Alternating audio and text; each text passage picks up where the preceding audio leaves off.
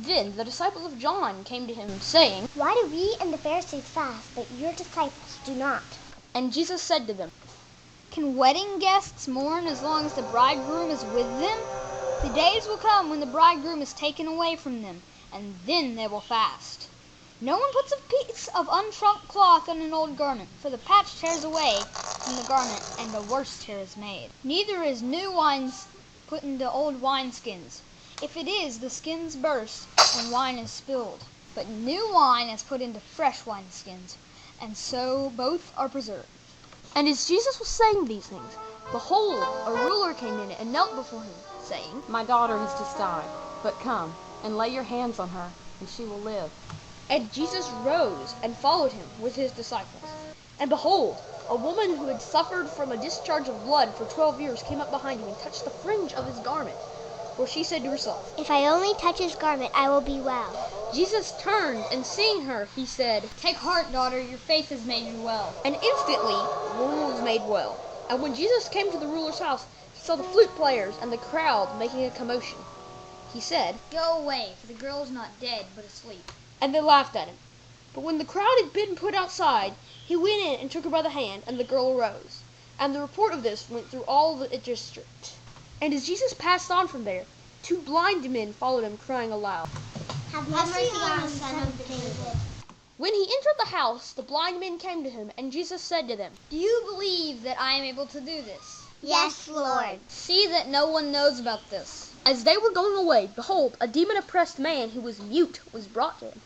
And when the demon had been cast out, the mute man spoke, and the crowds marveled, saying, Never was anything seen like this in Israel.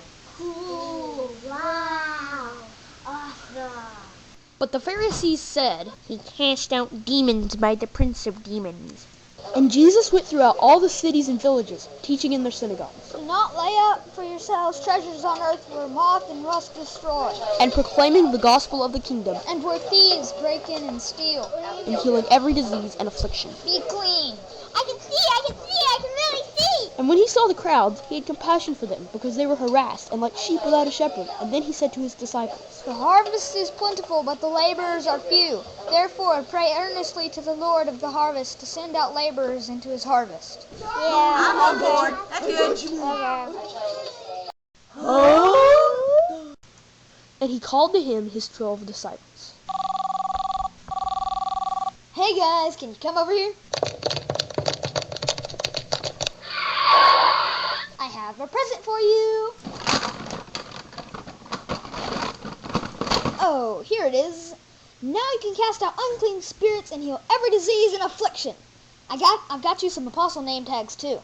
For Simon, I went ahead and put Peter on yours. Where's your brother Andrew? Can you hand this to him? James, John, here are yours. Notice that I had the printer put lightning bolts on yours. Philip, Thank you, sir. Bartholomew. Make sure the printer spelled that correctly. Looks right. Thomas. Can I touch it? Matthew. Remember to take off your official Roman tax collector name tag. I will. James. Thaddeus. Simon. Judas. I know yours looks very similar to the Pharisees' name tags. Thanks. These 12 Jesus sent out, instructing them. "Go nowhere among the Gentiles and enter no town of the Samaritans, but rather go to the lost sheep of Israel. And yell as you go, saying, 'The kingdom of heaven is at hand,' not in your hand, but at hand. Heal the sick. Oh, it hurts, it hurts, it hurts. Raise the dead. He's dead. Not for long. Cleanse the lepers. Whoa, dude, check it out. Cast out demons. You received without paying. Give without pay. Acquire no gold or silver or copper for your belts. Pretty much don't pick up anything. Got it? Got it. And when you go into a town, find out whom in it is worthy and stay there until you depart." Hey Peter, you still with me? Yeah. This is where it gets tough to understand. As you enter the house, greet it, and if the house is worthy, then let your peace come upon it. But if it is not, Can you slow down? You lost me at the peacock. Peter, focus. But if it is not worthy, then let your peace return to you. If anyone won't receive you or listen, Then get out of there, for it is going to be more bearable on the day of judgment for Sodom and Gomorrah than that town. I am sending you out as sheep in the midst of wolves. So be wise as serpents and innocent as doves. Beware of men. They will deliver you over to courts and flog you in their synagogues. I'm not afraid because Jesus is my Savior. And you will be dragged before governors and kings to bear witness before them and the Gentiles. When they deliver you over, Package for ya. do not be anxious for how you are to speak or what you are to say, for what you are to say will be given to you in that hour.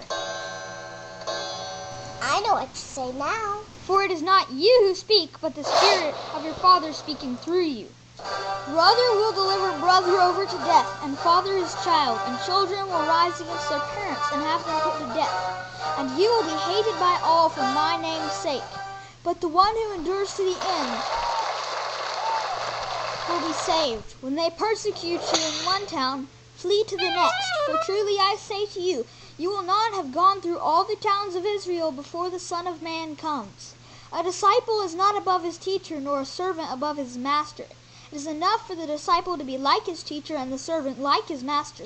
If they have called the master of the house Beelzebub, he drives out demons by the prince of demons. How much more will they malign those of his household? You Christians are such big poo-poos. So have no fear of them, for nothing that is covered will not be revealed. What I tell you in the dark, say in the light. Whatever you hear whispered, proclaim on the rooftops. Do not fear those who kill the body, but cannot kill the spirit. Rather fear the one who can kill both body and soul in hell. Are not 2 sparrows sold for a penny? And not one of them will fall to the ground apart from your Father. But even the hairs on your head are all numbered. 15,081, 62, and 90. Fear not, for you are worth more than many sparrows. So everyone who says to me, yes, in front of people, I will also acknowledge before my Father who is in heaven. But whoever denies me, I will also deny before my Father in heaven. Do not think that I have come to bring peace, but a sword. For I have come to set a man against his father, and a daughter against her mother, and a daughter-in-law against her mother-in-law. And a person's enemies will be those of his own household. Whoever loves his father or mother more than me is not worthy of me. And whoever loves his son or daughter more than me is not worthy of me. And whoever does not take his cross and follow me is not worthy of me. Whoever finds his life will lose it, and whoever loses his life for my sake will find it. Here it is. And whoever receives me receives him who sent me. And whoever receives a prophet, Come in, Mr. Prophet. because he is a prophet, will get a prophet's reward. And whoever gives even one of these little ones even a cup of cold water, That tastes so good. because he is a disciple, truly I say to you, he will by no means lose his reward. When Jesus had finished instructing his 12 disciples, he went on from there. Where is there? He went on from there teaching. And when John heard about it in prison, about all the great deeds that Jesus did, he sent word by his disciples. Hey, Jesus man. John wants to know if you really are the Savior, or should we look for another guy? Tell John what you see and hear. So, man, what am I supposed to be seeing? Everybody's healed. So is that a yes? Yep. And as they went away, Jesus began to speak to the crowd. What did you go out to see in the wilderness? A reed shaken by the wind? A man dressed in soft clothing? Behold, those who wear soft clothing are in kings' houses. Then what did you go out to see? A prophet? Yes, I tell you, and more than a prophet. This is he whom it is written, Behold, I send my messenger before your face. Truly I say to you, among those born of women there is arisen no one greater than John the Baptist. Yet the one who is least in the kingdom of heaven is greater than he. For the days of John the Baptist until now, the kingdom of heaven has suffered violence, and the violent take it by force. For all of the prophets and the law have prophesied until John. And are you willing to accept that he is the Elijah who is to come? Whoever has ears to hear, let him hear. But what shall I compare this generation to? It is like children sitting in the marketplace calling to their playmates. We've played the flute for you, and you did not dance. We sang a dirge to you, and you did not mourn. For John came neither eating or drinking, and they say, He has a demon. The Son of Man came eating and drinking, and they said, Look at him, a slub and a drunkard, a friend of tax collectors and sinners. Yet wisdom is justified by her deeds.